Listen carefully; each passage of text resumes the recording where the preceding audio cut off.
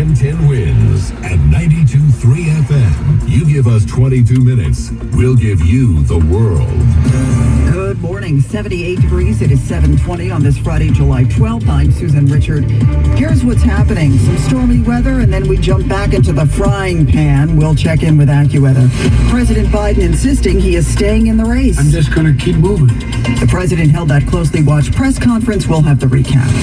New chilling details about the case of the woman who was murdered and then dumped in a sleeping bag in Kips Bay.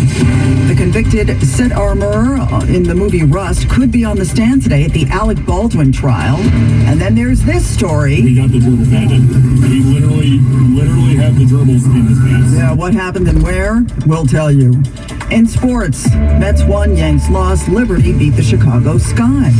Twins News Time 7:21. Let's get traffic and transit. Here's Karen Stewart. All right, let's update you again at the GW Bridge. What you need to know about the bridges and tunnels. The inbound George is down to 20.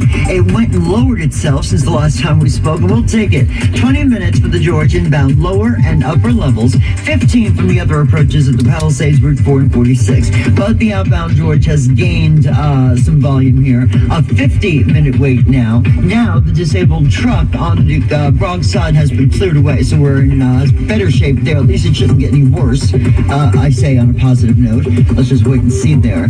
Instead of the Cross Bronx approach to the outbound George, try the Henry Hudson Parkway. The inbound Lincoln's only 15, and the inbound Holland Tunnel is only 15. New Jersey Turnpike, the northbound car lanes, north of 11, that's the Parkway exit. We've got the left lane blocked. There is a crash that is causing delays. Northbound Garden State Parkway near 127 in Woodbridge. We've got an accident there that they're moving over to the shoulder. And if you're heading out into the westbound Deli in Queens now, we've got an accident at Maurice Avenue. The right lane is blocked, and we've got slowdowns into Maurice right now. Traffic is sponsored by Roadblock Radio, home to 24 hours of Caribbean music and entertainment. To advertise your business, call 973-573-8154. That's 973-573-8154. From the Farmer's Dog Traffic Center for human-grade dog food delivered right to your bowl. I'm Karen Stewart, 1010 Wins on 92.3 FM. Well, we enjoyed a bit of a break from the oppressive humidity yesterday, so let's look at what today and the weekend bring, Joe. Well, the good news is the heat's backing down for the next couple of days thanks to lots of clouds and some showers and thunderstorms.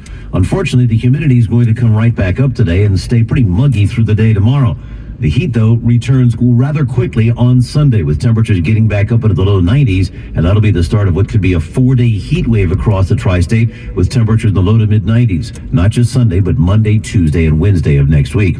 I'm meteorologist Joe Lundberg. I'll have the full 4-day forecast in less than 10 minutes on New York's weather station, 1010 Wins on 92.3 FM. President Biden held an hour-long unscripted news conference Thursday that was designed to ease fears about his ability to run for a second term. The president appeared to have just one major gap in the hour-long question and answer session. I wouldn't have picked Vice President Trump to be vice president until I think she was not qualified to be president. Meaning to say Kamala Harris. The rest of the time, the president insisted he's sharp and ready for another 4 years. But if he hears from his staff and doctors, I think I should have a neurological exam again, I'll do it. President Biden showing no signs of leaving the race. Andy Field, ABC News, Washington. Well, Donald Trump took to social media to pounce on the president for saying Trump when he meant Vice President Harris. Meantime, on the campaign trail recently, the former president confused Barack Obama for President Biden and Nancy Pelosi for Nikki Haley. As for other reactions, in the view of many of them, President Biden was able to allay their concerns about his ability to be president. A lot of them pointed to his lengthy answers on foreign policy and his quick command of the issues that he demonstrated there as something that allayed their concerns about his ability to sit in the Oval Office and do the job. But it didn't necessarily quell their concerns about his ability to win. And as one Democrat put it to me, those are, quote, two separate things. Correspondent Jay O'Brien here in New York, while Lieutenant Governor Antonio Delgado has publicly called for the president to step aside, Governor Hochul is standing by Joe Biden. Donald Trump asking a judge to toss his criminal conviction in the Stormy Daniels case. Defense lawyers for former President Donald Trump have written that now that the Supreme Court ruled that Trump enjoys some immunity from criminal prosecution, the judge in his New York hush money case should overturn his conviction and end the criminal proceedings. They've also blasted prosecutors for rushing to put the former president on trial instead of awaiting guidance evidence from the U.S. Supreme Court. Trump was to be sentenced on the charge this week, but the trial judge, Juan Merchan, has delayed sentencing to determine if the felony conviction should be set aside. He says he'll issue his ruling September 6th. I'm Jackie Quinn. Israel sending a delegation to Egypt for more ceasefire talks with mediators. Israel says it's been operating across Gaza in recent days, with operations in the south, central Gaza, and also the north, including Gaza City. These efforts come at a time of renewed attempts to broker a ceasefire between Israel and Hamas.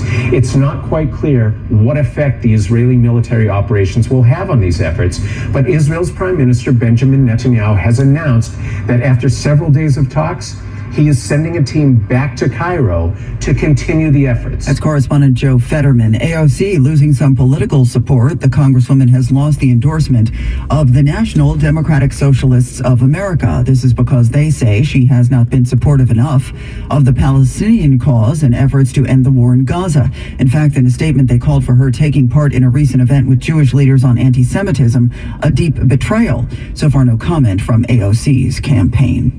Now, Bloomberg Money Watch on 1010 Wins with Steve Potusk. If you're a customer of AT&T or an investor, listen up. Shares in the big telecom are down pre-market after it said cyber criminals hacked the company using a third-party cloud platform and stole call logs with records of customer calls and texts from a 6-month period in 2022 as well as on January of 23. Now, in a regulatory filing, AT&T says the hack data does not include the content of the calls or texts or personal information such as social security numbers or dates of birth. Now, if you like bacon or pork chops, there's a good chance you have purchased Smithfield products from time to time, and soon you may be able to buy Smithfield stock. The world's biggest pork producer based in the U.S. but owned by a Hong Kong firm since 2013 is considering an initial stock offering in the U.S., intending to raise at least $1 billion. S&P futures still higher, about 2 points now. NASDAQ, though, down 10. Dow futures adding 37. Bloomberg Money Watch at 26 and 56 past every hour. I'm Steve Potusk for 1010 Wins on 92.3 FM. Sundays. All right, guys, thank you so much for joining me on this snippet as we pass Fire Company number 2, established in 1951 here on Belmont Ave in Garfield. I do understand that these videos are not the most exciting, but I feel it's necessary to record our history here in the local metropolitan area. All right, guys, we'll see you on the next one.